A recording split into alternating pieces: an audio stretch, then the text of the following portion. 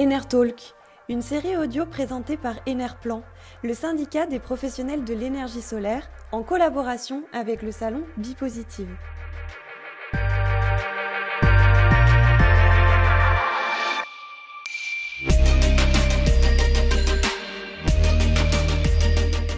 « 2020, année singulière, une année confinée, une année télétravaillée, une année masquée, mais une année pour évoluer. Lutte contre le changement climatique, indépendance énergétique et réduction des importations d'énergie fossile, mais aussi nouvelle croissance économique et nouveaux emplois, tels sont les enjeux de la transition énergétique.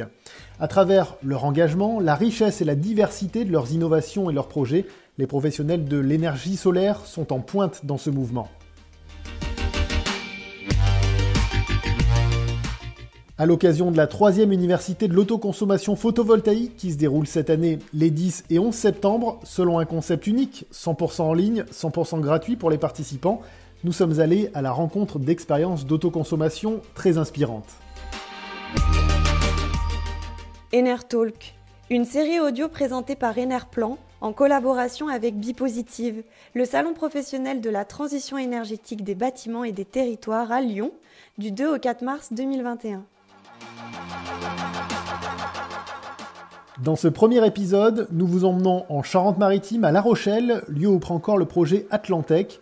Rendez-vous avec Sarah Ormazabal, la chef de projet énergie ENR au sein de l'association du même nom.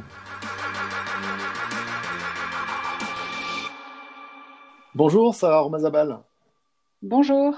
Alors, puisque c'est de lui dont on va parler, est-ce que le soleil brille en cette rentrée sur La Rochelle ? Écoutez, il brille énormément. Il fait très beau. On a la chance d'avoir du beau temps à La Rochelle.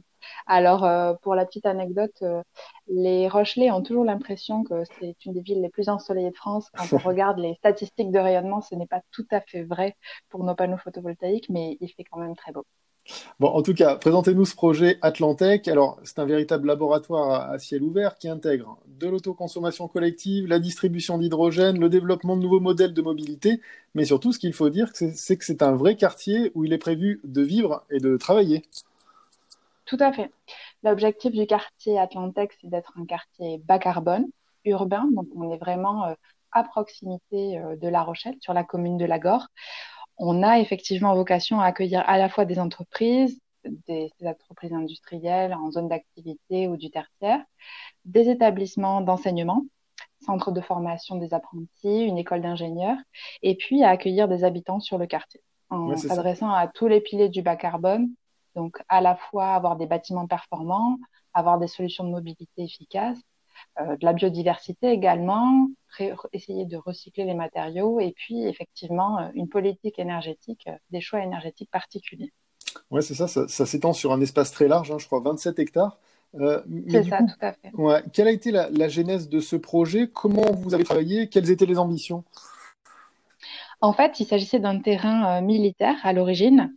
Et lorsque l'activité s'est terminée, l'État a souhaité céder ce terrain à la communauté d'agglomération de La Rochelle dans le cadre d'un CRSD, d'un contrat de redynamisation des sites de défense. Et au moment de cette session, en fait, il y avait la volonté de fixer des ambitions pour le quartier.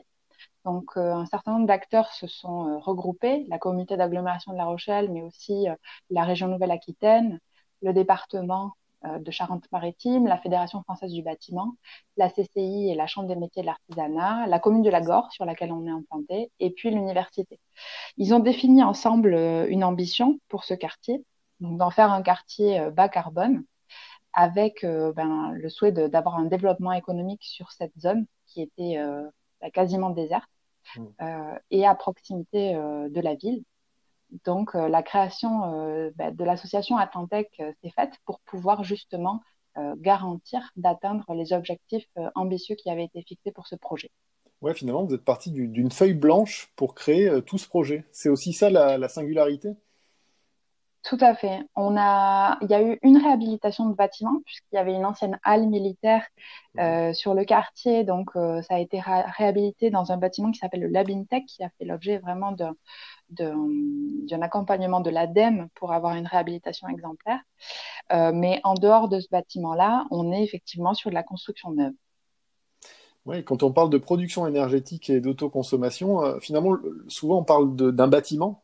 Euh, Là, vous êtes à l'échelle du quartier, ça change beaucoup de choses, j'imagine. Effectivement, sur le quartier, donc, il y a eu un travail d'abord sur les bâtiments, forcément, pour pouvoir faire des bâtiments très performants. Sur les habitations qui vont sortir de terre prochainement, on est sur un label E+ témoin avec un niveau E3C2, donc c'est Mhm. vraiment très performant. Ouais. Et sur le sujet du bâtiment, aujourd'hui, on réfléchit à la question de l'énergie. Effectivement, il y a des opérations d'autoconsommation à l'échelle des bâtiments et ce sera vrai aussi sur le quartier Atlantec. Maintenant, on s'est dit, en fonction des bâtiments, ils n'ont pas tous la possibilité d'avoir une production d'énergie renouvelable.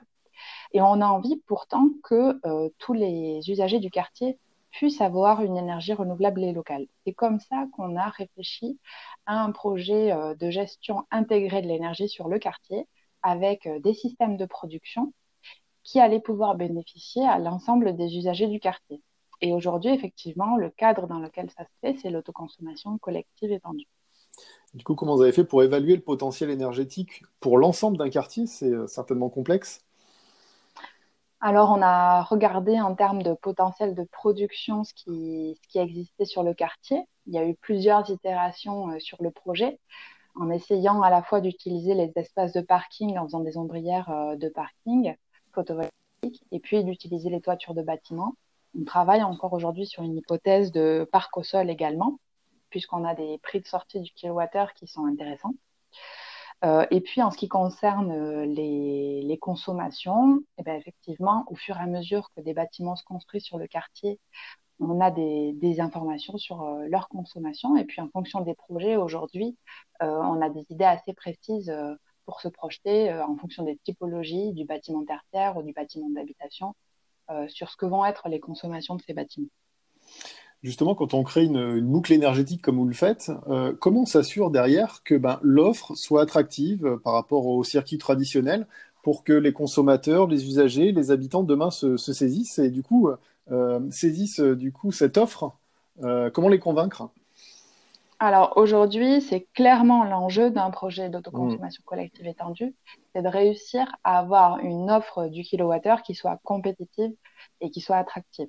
Sur l'attractivité, je pense qu'aujourd'hui, il y a quand même, au niveau du grand public, un souhait de se réapproprier un peu la question de l'énergie. Quand on a en face de chez soi les ombrières photovoltaïques qui produisent l'énergie qu'on consomme, je pense que ça parle quand même aux gens et donc, ça les intéresse d'avoir un peu plus la main sur leur production, de savoir d'où viennent leurs électrons. Donc, en termes d'attractivité, je pense qu'il y a quand même un engouement pour le local, pour savoir d'où ça vient. Euh, et, et voilà, ça, je pense que de ce côté-là, il n'y a pas trop de soucis. Ouais, D'un point de vue de la vous sentez qu'il peut y compétitivité, avoir de la conviction qui puisse venir. En tout cas, ça peut aider à ce projet-là. bah oui, je pense qu'aujourd'hui, quand même, sur tous les aspects, même enfin, sur l'alimentation en premier lieu, mais sur Des prises de l'énergie également, conscience. il y a un peu la question de où est-ce que est produite la denrée qu'on consomme. Mhm. Et donc, je pense que sur l'autoconsommation, il y a quand même un atout qui est de se dire, bah, on peut voir finalement les panneaux photovoltaïques qui produisent l'énergie qu'on consomme et on n'est pas juste sur des garanties d'origine, même si c'est très bien et ça doit coexister. Là, on sait vraiment d'où ça vient, on en est sûr. C'est vrai Mhm. qu'aujourd'hui, avec le marché libre de l'électricité et du gaz, on a tout un tas d'offres et de fournisseurs et parfois, je pense que bah, C'est le assez opaque. particulier, Ouais. notamment, il peut être un petit peu Mhm. perdu au milieu de toutes ces offres qui ont l'air toutes plus vertes les unes que les autres. Mhm, c'est ça. Et le critère de proximité géographique, je pense qu'il est quand même assez parlant. Mhm. Il y a un surcoût pour le consommateur. Aujourd'hui, on a notamment avec les technologies photovoltaïques des coûts qui ont énormément baissé en termes d'investissement. Donc, on peut avoir des prix du kilowattheure en sortie compétitif. Maintenant, le delta entre l'énergie qu'on produit avec le photovoltaïque et le prix du kilowattheure du client final, c'est un certain nombre de couches de taxes et de tarifs d'utilisation des réseaux Mhm. qui viennent s'ajouter. Et donc, en fonction de ce cadre-là fiscal, on pourra ou pas être compétitif. Actuellement, Avec le TURP spécifique, on a un premier niveau de baisse de ces tarifs pour les opérations, mais ce n'est peut-être pas suffisant pour que toutes ces opérations puissent sortir. On sait aussi l'enjeu de ce type de projet, c'est la gestion du surplus de la production d'énergie, de ne pas la perdre. Alors soit finalement on baisse sa production, soit on la stocke. Comment vous allez gérer justement ce surplus de production d'énergie Alors, déjà, une première clé de réponse, c'est l'échelle du quartier, puisque, comme on le disait, on a plusieurs typologies d'utilisateurs. On a des personnes qui vont être là les week-ends, d'autres qui vont plutôt être là la semaine. Donc, ça nous permet d'avoir un foisonnement des consommations et donc d'avoir un taux d'autoconsommation plus élevé par rapport à cette nature de consommateur. Si on est à l'échelle du bâtiment avec une seule activité, soit celle-ci fonctionne 7 jours sur 7, 365 jours par an, avec une consommation en journée, et c'est super. Mais si ce n'est pas le cas, on va avoir des périodes où on aura moins de conso. Donc déjà, l'échelle du quartier, c'est une première réponse. Maintenant, on a quand même des surplus.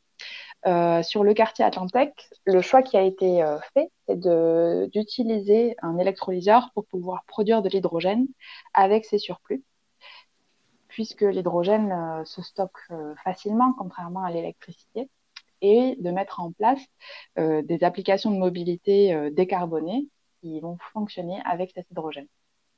Oui, c'est en ça aussi qu'il y a une vraie spécificité à ce projet, c'est de produire de l'hydrogène et derrière, finalement, d'avancer sur de la mobilité. Là aussi, vous avez des projets qui sont assez intéressants pour pouvoir aller plus loin et proposer de la mobilité verte, du coup, aux habitants de ce quartier. Tout à fait. Alors, dans un premier temps, on va travailler avec les entreprises plutôt, puisque l'offre qui va être proposée à partir de l'hydrogène produit sur le quartier, ça va être une offre de mobilité de type logistique, avec à la fois des triporteurs et puis des véhicules légers pour la logistique, pour que les entreprises puissent notamment faire la logistique du dernier kilomètre avec ces véhicules décarbonés. Et où en est-on aujourd'hui, justement, de ce projet et de l'ensemble de l'avancée du quartier? Alors, on va, d'ici quelques semaines, démarrer le chantier de la première brique d'autoconsommation collective sur le quartier Atlantique. On va mettre en place une ombrière photovoltaïque de 300 kW crête de puissance qui va pouvoir alimenter un bâtiment, des bornes de recharge de véhicules électriques et puis une plateforme démonstrateur avec cette production d'hydrogène. Donc, on va commencer à produire nos premiers kilos d'hydrogène vert début 2021. D'accord, du retour d'expérience sur zone dès 2021, vous pourrez faire visiter le quartier à ce moment-là, en tout cas sur cette partie-là, quoi. Exactement. Et on est tout à fait ouvert à échanger avec que ce soit les entreprises ou les collectivités qui souhaiteraient réaliser des choses dans ce domaine. On a un objectif de pouvoir partager aussi cette expérience-là sur la méthode aujourd'hui qu'on a pu mettre en place et puis demain sur concrètement l'opération qui va avoir le jour. Justement, qu'est-ce qui peut freiner ce type de développement de projet? Qu'est-ce qui pourrait l'accélérer? Quel est le modèle, justement, qui pourrait faire en sorte que ces projets sortent de terre un petit peu plus rapidement, que les choses aillent un peu plus vite? Alors, tout d'abord, on a attendu un petit peu le cadre réglementaire. Donc, celui de l'autoconsommation collective étendue aujourd'hui nous permet de faire des projets. Et il est encore limité en ce qui concerne la haute tension. Donc, on a aujourd'hui plusieurs consommateurs haute tension sur le quartier. Et le cadre actuel ne nous permet pas de répondre, de les inclure dans le projet. Donc là-dessus, on espère qu'il y aura des évolutions pour qu'ils puissent rejoindre le projet. Et de la même manière, au niveau des productions, ce serait quand même intéressant de pouvoir également injecter en haute tension. Donc ça, c'est un premier point. Comme on le disait, un des freins à ces projets, c'est quand même la viabilité économique des opérations. Qui se cherchent. Et donc, le cadre fiscal et notamment la CSPE et le TURP freinent le développement des opérations. Donc, en fonction de ce qui sera réalisé sur ces sujets-là, ça pourrait également débloquer la donne pour ces opérations. Et puis après, on a aujourd'hui des questions pour la mise en œuvre, tout simplement, sur la partie opérationnelle, sur la gestion des flux, sur la facturation, Donc, un certain nombre de développements d'outils sont en cours. Ils vont pouvoir aider à se lancer dans ces opérations. Alors, toutes ces questions, vous allez les partager lors de l'université de l'autoconsommation d'Enerplan, auquel vous participez dans les jours qui viennent. C'est un rendez-vous qui est important pour la filière, selon vous? Oui, je pense que c'est un rendez-vous qui est important. Ça va être l'occasion de faire un point. On est sur un sujet qui évolue énormément, que ce soit en termes de technologie, en termes réglementaires. Il y a beaucoup d'évolutions ces dernières années, donc c'est l'occasion de faire un point sur l'ensemble de ces thématiques, de montrer aussi les projets qui sortent de terre pour pouvoir justement partager sur des bases concrètes. Donc j'espère que ça va être un rendez-vous réussi parce que derrière toute la filière de l'autoconsommation collective, il y a un coup d'accélérateur. Je rappelle que l'université de l'autoconsommation aura lieu les 10 et 11 septembre, ce sera 100% en ligne. Rendez-vous sur le site web d'Enerplan. Et puis je vous remercie, Sarah Ormazabal. Merci à vous.